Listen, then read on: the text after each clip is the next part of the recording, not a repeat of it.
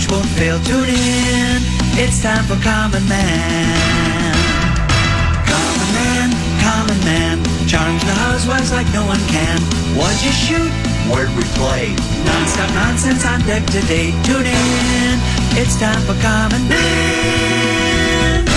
Oh boy! Why should anybody aspire to be a common man, an average man? Do you realize what it means to be average? That means you're the best of the lousiest, and the lousiest of the best. Now, if we demand more and more for producing less and less, while the have-not nations encourage and inspire and indeed require hard work and maximum effort, if we deify the common men while they encourage and reward the uncommon ones, well, the end result of such a lopsided race as that is too obvious to require elaboration. I mean, it's like, hello?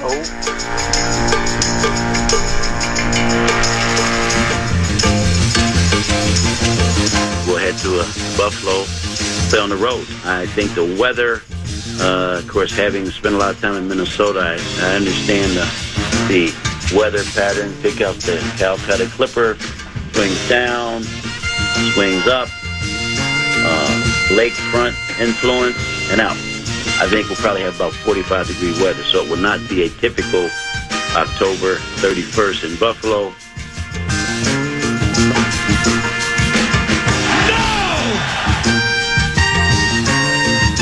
Okay, calm down. Okay. And Peyton Manning takes a knee for the third straight time, and that should do it, folks. The final score of Super Bowl 41, the Colts 29, the Bears 17, and look at the pandemonium from the Indianapolis sideline down here in Miami. Colts spilling onto the field. Oh, and there we go, the Gatorade bath for Coach Tony Dungy, and it's Mike Doss supplying the Gatorade bath. Good to hear from Mike Doss tonight as the Colts are your Super Bowl 41 champions. What do you think of my defense now? Into deep left center from Mitchell, and we'll see you tomorrow night. You know, I didn't like the way we were playing in sack, so I just told him, hey, you're going to live and die with me. Y'all, don't nobody like it, sit your ass down right here. Don't come out here, but we coming through me. You know, that's why I like Sam to come in. You know, I let them do their things for 3 quarters, come 4th quarter, bring it to the ticket. Rosa, you don't know nothing.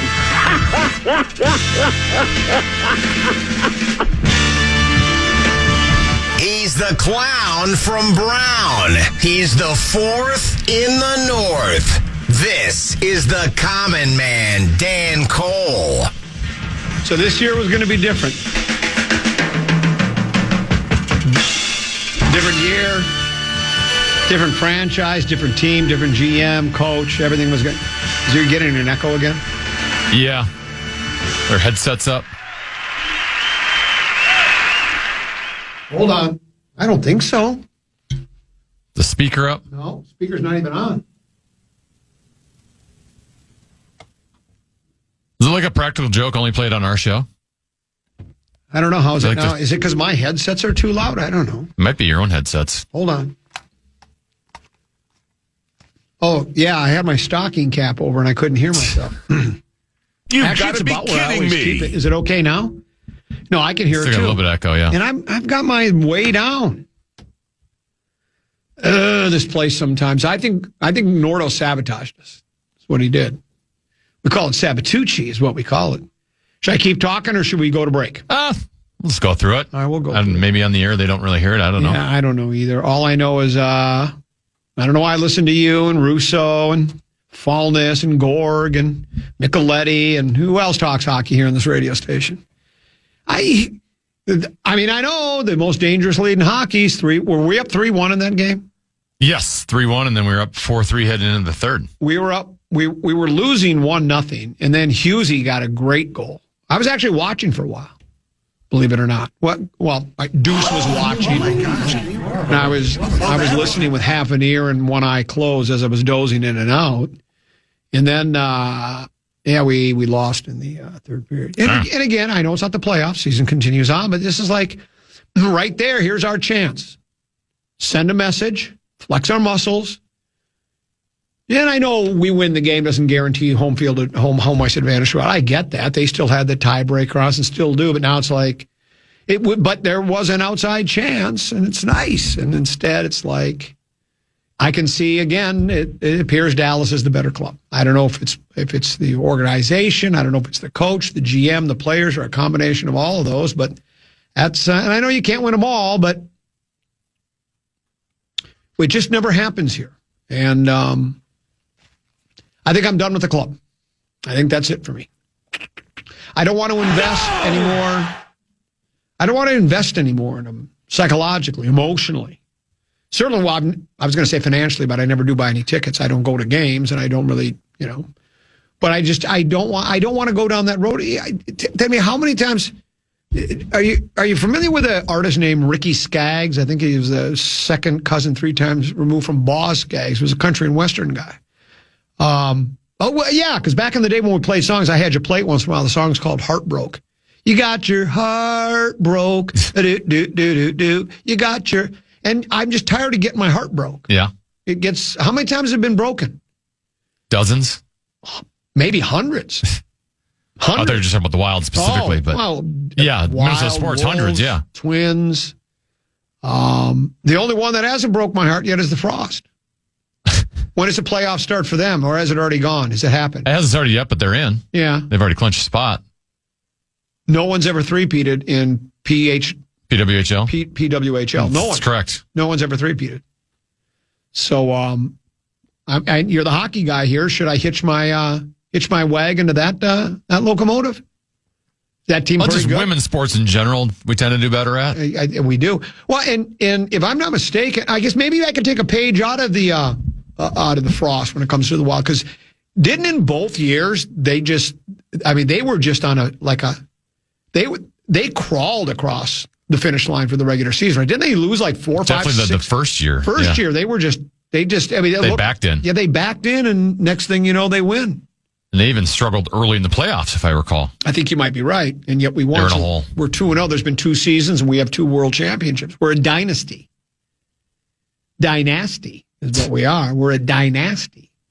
But yeah, I don't know. And look, again, here's one of those. These are the guys that want me to continue to invest my heart and my soul. This one says, come on, overtime, 1 bounce of the puck. Either way, we at least have to see how the playoffs go. Well, yeah, you can say that about every hockey game. Did it go to overtime? No, it did not. Yeah, so why is he saying maybe overtime? He's saying 1 bounce and it goes in overtime, maybe? Yeah. Well, we didn't get that bounce. That's what I'm saying. We don't get puck luck here. Maybe we should change our name to the Minnesota Fighting Irish. Have a clover leaf on the front of have a clover leaf on the front of our jersey, and then before every game, sacrifice a live rabbit and chop its leg off for a I always rabbit's love that foot, one. right? I guess that'd be a good pregame ceremony. Yeah, that wouldn't go over well with the PETA people. And just think about the poor kids terrified. Oh, there's a little bunny out there, and all of a sudden they just. Problem is, when are we going to do it? Because we're now going to be on the road the first 2 games. That's the other problem. Yeah. So you can go ahead. This one says, "Come on, Common, what's for lunch today?" Well, that's interesting because I've got some a rotisserie chicken. Love that one. Got some broccoli, a few olives, an avocado, and some blackberries. Yeah, that's my lunch today. It's really good too. I'll have that at about 1:00 or so when the feminine touch of the program comes in. So, Tennessee B, what do you take from that game? I know it was well played. It had some, from what I saw, and then what I didn't see much of it, but I saw the beginning, and then I heard I read some of the post game, the gamers, and it sounds like there was like a playoff atmosphere. Both teams played hard. It was. And it felt like a playoff game. Yeah, and I guess it could have gone either way, right? Yeah, I think judging by social media, and it's not a good idea to judge by social media, but I'm going to do it anyway. Okay. I think a lot of people are having the same attitude you are having at this current moment is the feeling I got. Okay.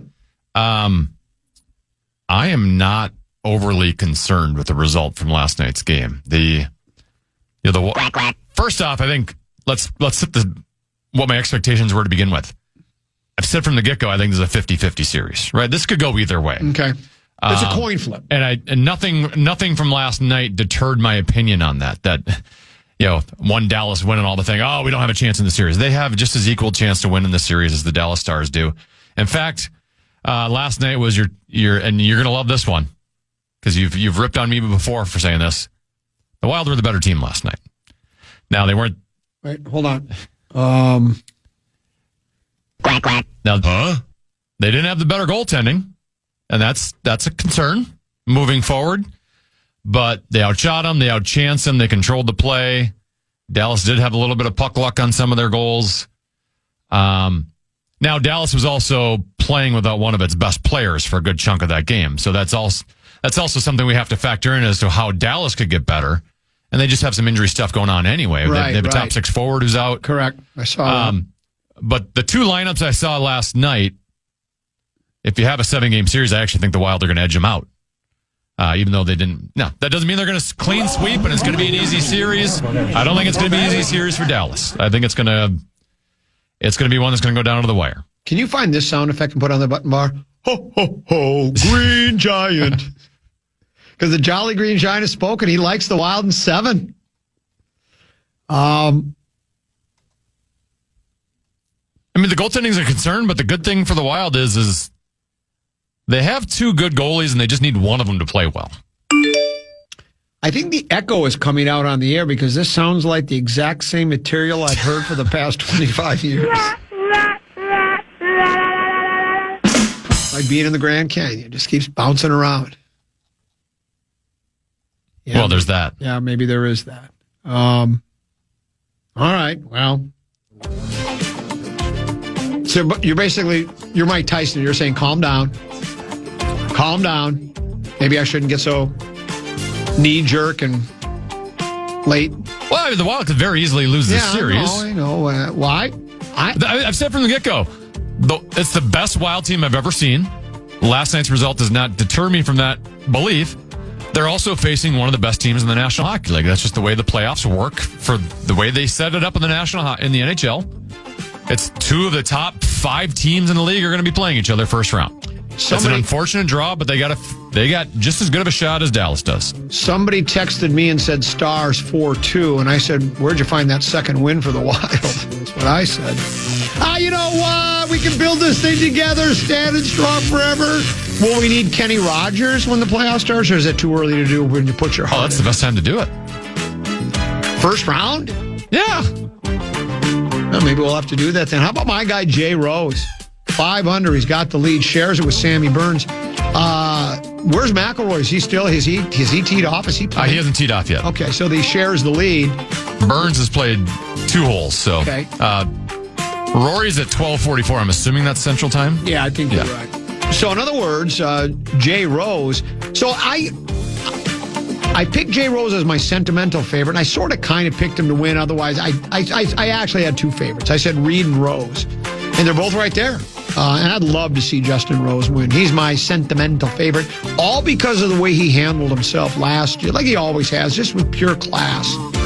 When McElroy, he hung around the green as McElroy was pounding his fist and sobbing, and then McElroy, if you saw the interview, he goes, well, then I forgot, I got to get up and I got to shake Justin Rose's hand. And Rose was as magnanimous as anybody. It was really cool.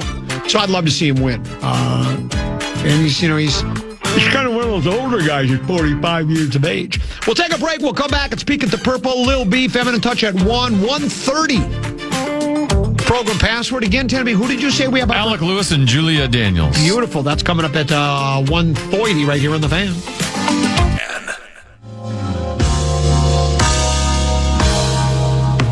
The takes don't stop when the mics turn off. Check out the KFN YouTube channel for exclusive videos, in-depth takes, initials and password games, and behind-the-scenes content. Search KFN on YouTube and hit subscribe today.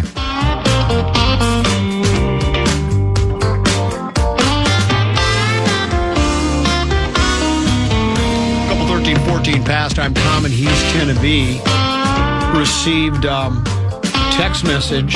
Actually, it's an email that came to comment at KFAN.com. It says, as the senior director of taxidermy for the Commonwealth, I can say a lucky rabbit's foot isn't all that lucky.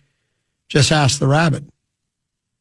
If the leader of the Commonwealth requests lucky rabbit's feet, your senior director of taxidermy will deliver. Not sure how, but I will figure it up. Keep up keep up the work, me boy. Burn up the links this weekend. Looking forward to Wheel of Topics. On Monday, hopefully can reel in some work for the taxidermy department. I've told this story before, speaking of killing wabbits. This was years ago. I've owned 2 homes. Well, the bank actually owned them. But the first one, both in Woodbury, literally they're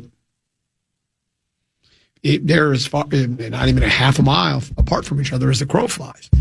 And I was mowing the lawn and I noticed there was a rabbit laying there in the front yard. And trust me, I didn't run him over. I'd see a rabbit in front of me, right? But he was there and you could see his side was split open and some guts were hanging out. The breathing, as you would expect, was labored. He was donezo, right? Because I'm thinking, I don't know about you, Tenby. If it's your own dog or cat, if it's a pet, you'll go, Tenby, for instance, let's say Romo, something happened to Romo and they said, you took it to the vet and they said, we can keep Romo alive, but it's going to cost you $3,500. Do you keep Romo alive for $35,000 or do you go, it's been nice knowing you, It's Romo. Roma. Oh, Roma, sorry. Yeah, Roma. Yeah, we don't name her after Tony. Prospective future golfers on the PGA Tour. Do you pony up the $3,500? I would say in the past we have. Okay. When she had a lot of medical issues early on in her life that we had to try to get taken care of. So yes, we also had pet insurance, which helped a lot. When you ain't got, you got goat chow, puppy chow, monkey chow, cycle 1, cycle 2, cycle 3, and for the dog who bites the neighbor's kids, when you ain't got no insurance, final cycle. He's going to love it. Wild Bill Bauer, sorry. At this stage of her life, when she's, 2 months shy of 13, 14. I think that would have to be a discussion. Yeah. We'd have to be like, do we really want to spend $3,500 to try to milk out another, 10 months out of her? I don't. Don't say that too loud with Roma around. Break her heart. And then she might die even more quickly. Same thing. I'm not going to take a wild, wascally rabbit and bring it to the vet and have him stitch him up, right? Go ask Alice when she's 10 feet tall. So I decided, why? I got to put it out of its misery. So I went into the garage and I pulled out a 9-iron. And I went over and I stood over. What were you thinking on the club selection? See, you. Oh, sorry. Stepped on my touchdown. Sorry. It's too late now. No, go ahead. I apologize. Well, no, but it's brown. I was going to say, and I reared it up, and as I was about to strike with 9, I said, looks more like an 8 to me. But you just had to step all over my touchdown. You've told the story before, and I don't remember you adding that part in. Because that's the new line. Yeah. I'm working on new material for Flop, Sweat, and Tears. Speaking of that, I'm sorry, I'm used to hearing the same jokes over and over again. It's an echo that's in this. That's all it is. It's an echo that's in the studio. Speaking of Flop, Sweat, and Tears, we're giving away tickets next week. How'd you like a pair, Tenby? Oh, boy. A week from tomorrow, Saturday the 18th of April. That's too bad. I'm busy that night. I'm unavailable. Fat Jim Gaffigan, Larry Mondello guy. Skinny, now I'm busier. Skinny Louie Anderson, Meat Sauce, and then there's Common Man. Should be a hell of a show. We're going to give away tickets next week, 2 pairs. Every day, Monday, Tuesday, Wednesday, Thursday. And I think the morning show is going to give them away if they can find it in their hearts. So let me ask you a question. Let's say we give away all 8 pairs. That's 16 tickets. Will there be more people there with free tickets or more people that bought tickets? Which one do you think? I don't think you'll have to worry about finding a place to sit. I think, actually, ticket sales haven't been bad for a few weeks out, so we're looking forward to that. By the way, Peek at the Purple brought to you by our friends at Affordable Electric, affordable-electric.com. I talked to Affordable Electric today, and what they've done is, if you have an older electrical panel, you might need an upgrade. Like if your breakers are tripping, wow, man, or your lights are flickering. If your home still has an older electrical panel, Affordable Electric is taking $500 off service panel upgrades. They talked to me today. They said we're going to up that from $350 to $500 because yesterday it was $350. Today it's $500. Affordable Electric taking $500 off service panel upgrades, and you may qualify for utility rebates as well. Eligibility requirements do apply. 612-331-VOLT. 612-331-VOLT. Call or text or visit affordable-electric.com. Affordable-electric is shockingly affordable. I didn't find anything purple-wise, so I thought it would be Wascally Wabbits brought to you by Affordable Electric. Actually, I want to say, Tenemy, you know what? I don't have a good feeling about the Wild. Certainly the Wolves, and I'm not sure about the Vikings with their quarterback situation. This Twins team is kind of catching on with me now. We're coming. You know, we do this all the time. You'll bring it up at least once or twice during 534, once or twice a year. Common. Of the major four men's sports in Minnesota, which one has the best chance to win a world championship? I'm now thinking it's the Twins. We just swept the Tigers, the dangerous Detroit Tigers. Our pitching staff. Doesn't sound like they are too dangerous. Our pitching staff is terrific. We tamed those Tigers is what we did. We tamed the Tigers. And not only do they have a good team, the food's terrific, from what I've heard. They have all sorts of new offerings out there. $2 beers before the games? $2 beers. You know what? Have you heard of the baseball challenge yet?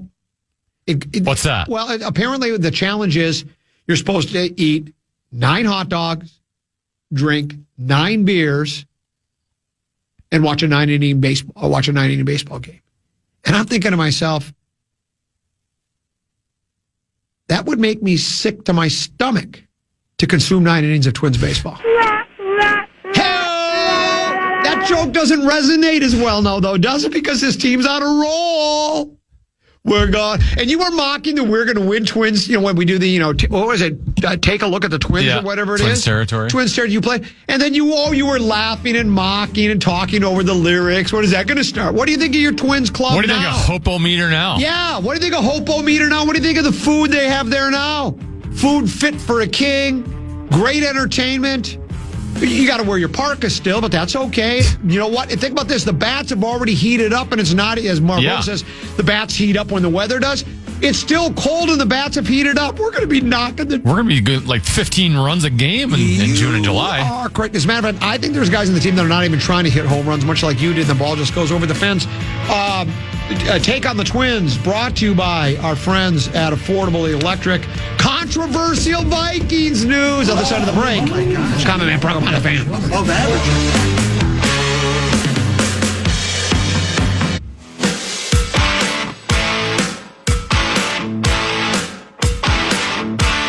One night, one stage, one epic band. No way. My Chemical Romance. Feels like the first time. At Target Field, August 24th.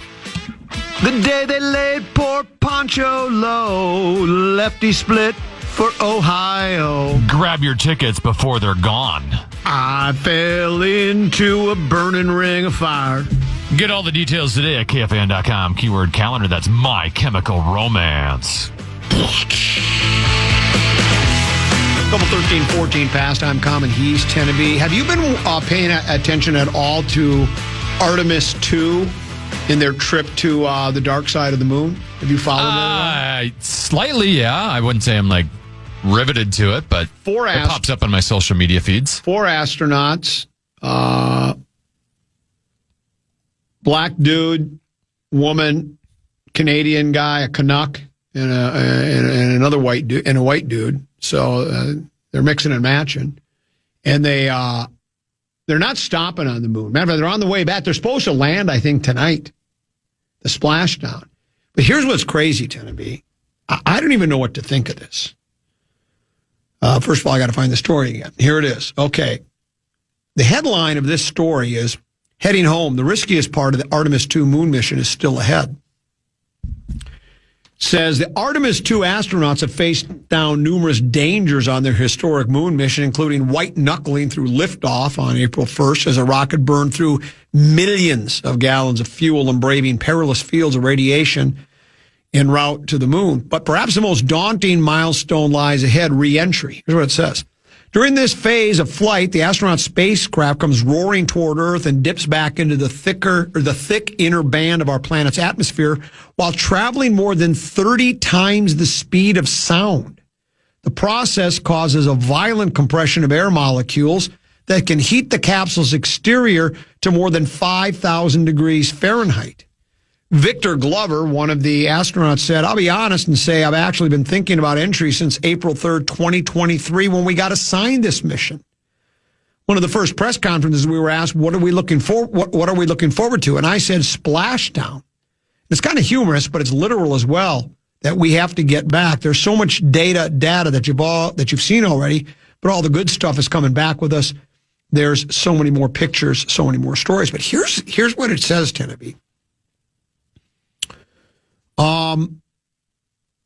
Reentry is considered one of the most, if not most precarious steps of any space flight, and Artemis 2 will be going through with a known issue mission controllers are tracking. The problem came to light after the uncrewed Artemis 1 test flight around the moon in 2022, after which mission teams found that the capsule's heat shield had returned with concerning pockmarks and cracking. A heat shield's a crucial piece of hardware designed to protect a spacecraft and its astronauts from extreme temps as they're descending back to Earth. The Artemis 1 Orion spacecraft still returned home safely in one piece, but the damage raised questions about how well engineers understood the material used to create this hardware called Avcoat and how it behaves during the dangerous and dynamic final phase of flight. If the heat shield becomes damaged or cracks in a particular way, it could lead to a catastrophic failure. And there's no escape mechanism that could save the astronauts during this point in the journey. If the heat shield fails, the mission and crew would be lost. Well, then here's the kicker. The Artemis 2 Orion spacecraft has the heat shield that's nearly identical to the one flown on Artemis 1. And NASA officials have acknowledged that it's less than ideal. Well, we don't know if it's going to work or not. That's what they say. But the agency maintains it can bring the astronauts home safely due to some changes made to the mission's re-entry strategy. Mission managers say they are confident they have done their homework and understand the heat shield's limitations and how to protect the crew. But that's according to one of the mission managers. He goes, but he acknowledges the stakes are high.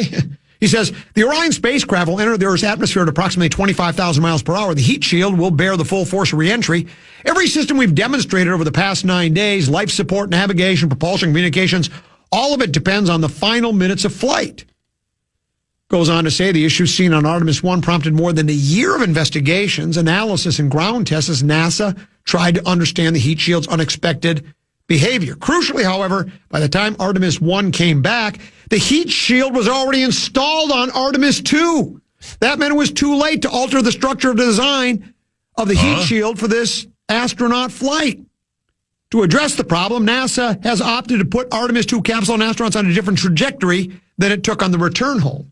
So they said, well, if we bring it home a different way, it won't get as hot. It's the same. Now, there are people now, how about this?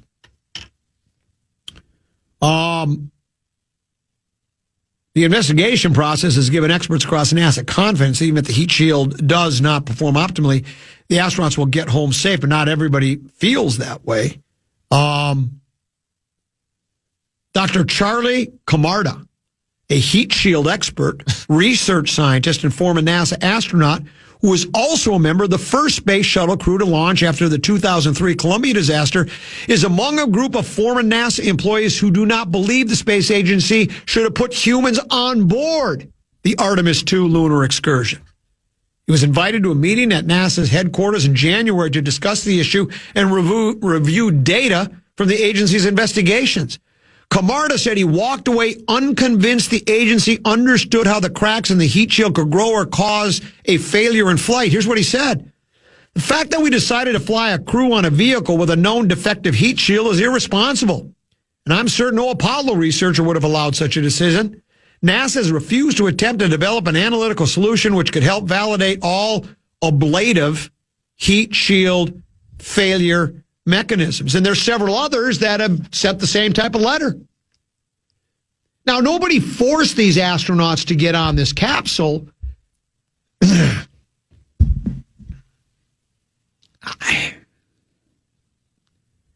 It's the same heat shield that had all sorts of damage. And they're basically saying, well, if it doesn't... Run it back. Yeah, we'll just run her back again. Instead, we'll just take a detour this time. Instead of going down Lowry and jumping on Marshall, we'll go up to Central. Well, no, but I don't know. So we'll find out tonight, I guess. It's supposed to land, I think, in the Pacific near San Diego tonight at is it 8:07 their time or 8:07 our time? I don't remember. I think it's tonight though. So, but man, now I'm worried because I was thinking, well, it's gone off without a hitch. Everything's been fine, right? I haven't heard of any issues. No issues whatsoever, except the turlet didn't work for a while. Except for you have a recall on your car, but you're not going to bring it in. Yeah. Just keep driving it.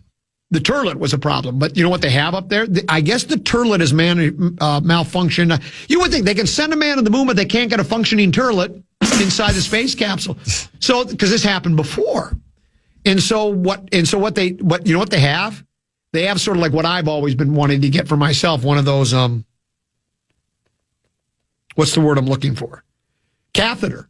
Where you hook it up, and so I guess that's what they do is they pee in a bag. That's what they do. I guess you can't really do like the bidet up in space. That water just kind of flying everywhere. It's going to fly everywhere. Yeah.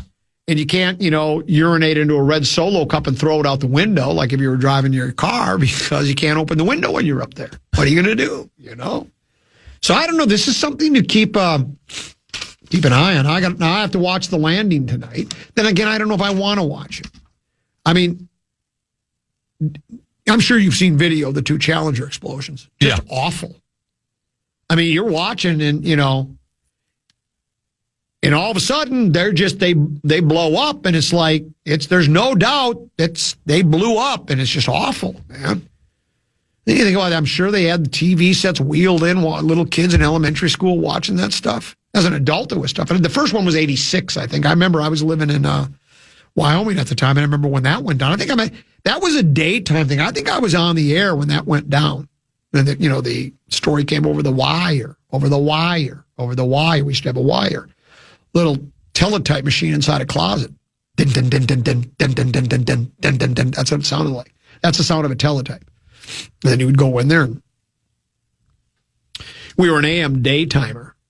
And Chucker Martin was the afternoon disc jockey, and he would shut it down. So AM daytime, for those of you who don't know, there are many small market radio stations that are licensed for daytime operation only because once the sun sets, radio signals travel a lot further. So like if you have an AM, like WCCO is a clear channel, CCO 830, you can hear that in Moscow at night. It just travels everywhere. Well, the problem is there's some small town in Shadron, Nebraska that's on that same frequency, and the people that want to listen to the station in Shadron, Nebraska, like they want to listen to the Farm Report. Slaughter steers are running slow. I'd be moving pretty slow if I was headed to slaughter too. But that got me fired from a radio station. So AM daytimer, right? And so Ron Goodman was the sports director until he quit, and I took over. And so literally it was a teletype in the closet where you had a big spool like a about the size of a paper towel, right? Dispenser, but it was paper. And then because the news wire, you'd shut down at night, like we'd shut it on, let's say sunset was 6 o'clock, you'd shut it down at 6 and you'd put it back on at 6 a.m.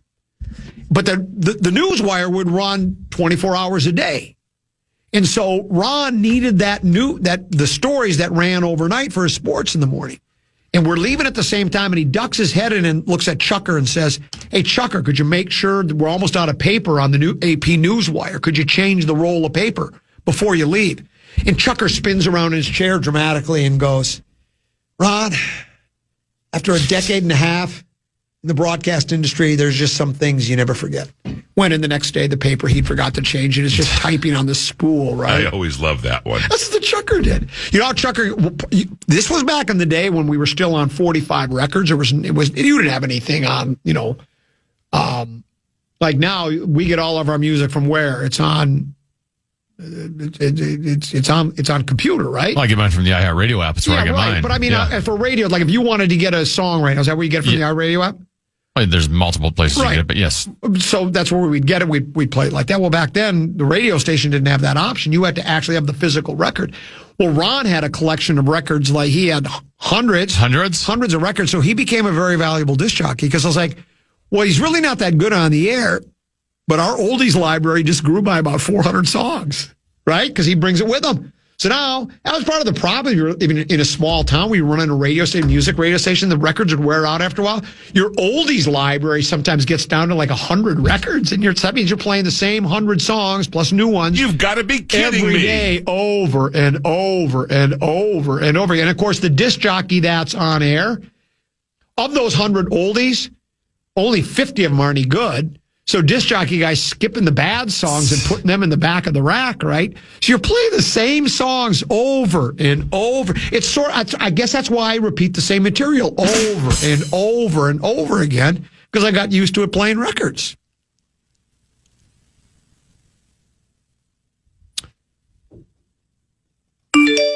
Common, I distinctly remember 1986 watching the attempted landing from my third grade room. Our teacher wheeled the TV in as it was an afternoon landing, and the response from my teacher as she gasped and started sobbing was very memorable. He says, oddly, and he says, no joke, her last name was Shuttleworth, which is very crazy. This one says, common, during the Columbia launch in 2003, a piece of debris hit the lead edge of the wing, compromising it. NASA opted not to tell the crew because re-entry is necessary regardless of damage sustained, so the crew enjoyed their 2 weeks of gathering information and performing experience. Re-entry is so dangerous, however, that the compromised wing gave way and the ship disintegrated. I don't know if I remember that, but I think there might be something to that. There was some damage, if I do remember correctly. Now someone's telling me 5 p.m. San Diego time. So would that make it 7 p.m. our time?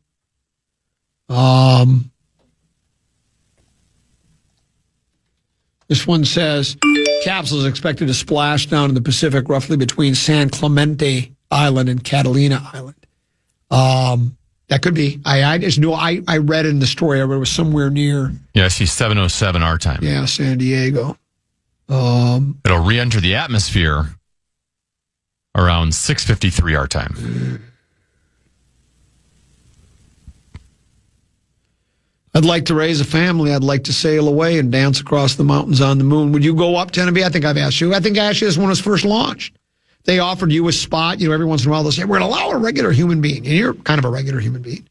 We're going to let you fly on Artemis 3 and go to the moon. Would you do it? Well, after hearing the latest about how they're handling the safety, I'm not as excited to do it. Well, and what annoys me, and I know everything goes on, but, I said, well, we know the heat shield's not really great, but we've already installed it on the, well, then postpone the flight.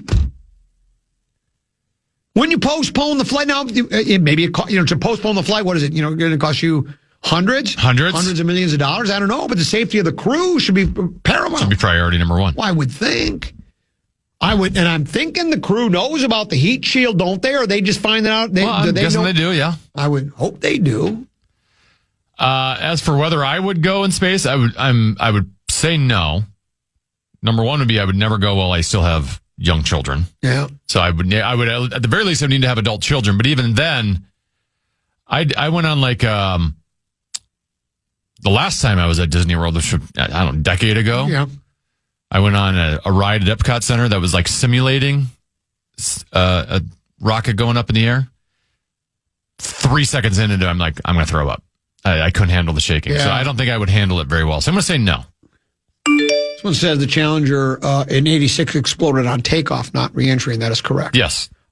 This one says they actually upgraded the heat shield. That's not what it says here. Just read the story.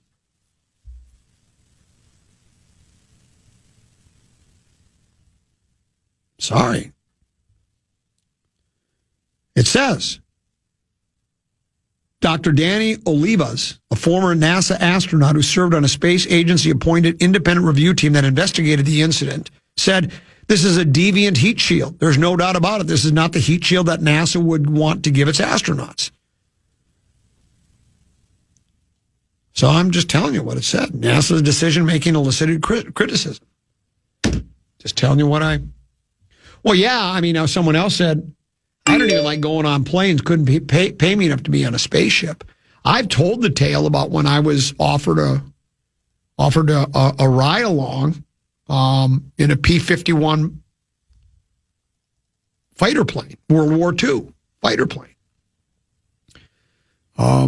Air show was coming to town. Two guys flew these P-51s. They would do loops and dives and circles, right? And the late Bob Lockhart was the owner of the radio station. He was an amateur pilot. Well, when I say amateur, I mean he didn't do it for a living, right? He just did it for fun. He had a plane and that whole thing. So the radio station became the main sponsor of the air show that was coming to town. And media rides became available. I put up my hand right away and said, I'm in. So I got to get in that P-51 fighter plane. And what I didn't, this is how naive I was. I don't know why I didn't realize that they're probably going to do some of those stunts while you're in I just thought we were going to go up and fly around in the plane for a while.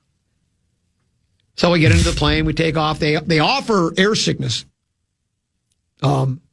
medication. I say, yeah, I'll take some. But I'm wondering, I don't think I've flown on, maybe it's a little different from flying commercial, right? You know, on a 727, 737, 747. So I get up there and there's another guy from another radio station. He's in the other plane. We're flying side by side. We're putting our thumbs up and, the glass, you watch World War II movies where you got the glass that comes over the top, right? Yeah. And we're doing the thumbs up like that. And then all of a sudden they start doing loops and dives and turns and spinning. I'm like, whoa. And I'll tell you what, after about 10 minutes of that, I'm starting to feel pretty queasy, right? Mm-hmm. And I'm glad I took the air sickness medication. We landed. I got out of the plane, kind of wobbled around a little bit, said, hey, thanks a lot. Got in my car, went home and went to bed at like 5 o'clock in the afternoon. So the space stuff would be tough. The best part, I think I've recanted this tale before. The best part was there were three of us, 2 radio people, a TV gal who was from Minnesota. I got to know her pretty well. And then a newspaper guy. The one other radio guy from the country station, Keene Country, Kein, Keene Country, he said, don't need any of that. When we got off the planes, the pilot looked at me and said, there's a bucket and mop inside the terminal. Go ahead and clean her up. He threw up inside the plane because he didn't take any air sickness medication. You've got to be kidding me. So anyway, I don't know if I could do it either. P-51 is the Mustang. Is that what did I say it was? I thought it was a Spitfire. Whatever it was. NASA is using the existing unmodified heat shield for the Artemis 2 mission, but has changed the spacecraft's reentry profile to minimize thermal stress. That's what I said. I just read the story. I understand it. But is that for sure going to work? We don't know. They say it is. I just read from former astronauts. There were several that said, we think this is a bad idea. That's what they're saying. I'm not trying to stir any trouble up here. I just saw the story, thought it was interesting. And then I thought it was a little bit unnerving. Yeah. To me, it's a little unnerving.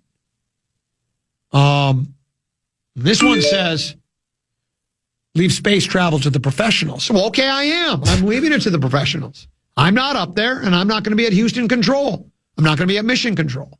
Not going to be at Cape Canaveral either. So, we'll see how it goes down, but I'm obviously we're wishing for a safe reentry and landing. We'll literally see how it goes down. Yeah, and everybody lives happily ever after is what we want to have happen. So we'll see how that goes down. No legendary one today, but we have the feminine touch of the program. Lil B will be joining us moments from now, and then yeah, baby. Julia Daniels from Care 11 will join us in studio, along with Alec Lewis from the Athletic. For a little program password. Yeah. So Spitfire is the British one. British is the Spitfire. And then I think the Germans had the Messerschmitt. And then the Soviets had the Sputnik fighter plane. The Sputnik is what they called it. Someone said, I'd love to ride in a Mustang. Lucky you. Can you hook a bro up? Oh, no, this was back in 1981. It was in this, and you know what? And this is a true story. I come to find out later, several years later, one of the 2 pilots that did the air show, and I don't know if it was the guy I flew with or the other guy, died during their air show. Maneuver went wrong, and could have been you. Could have been me. Yeah. Well, and the other thing was, when we went up, that we stayed up a little longer because there was the television station had a helicopter up there, and they wanted to take video of the planes while we were in the air. So not only did you have to do loops and dives, but I stayed up in the. We were up there for 20 minutes to a half hour. Oh, it was tough. But I'm a tough guy, so I got. I think I'd take about 3 minutes. I'm like, I'm done. I'm out. Yeah. I didn't have an option.